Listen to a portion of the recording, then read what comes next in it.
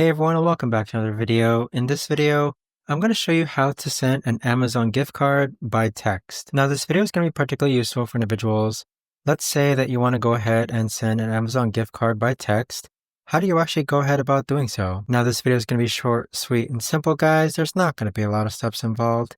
Now, in order to do this, what you want to first go ahead and do is log on to Amazon.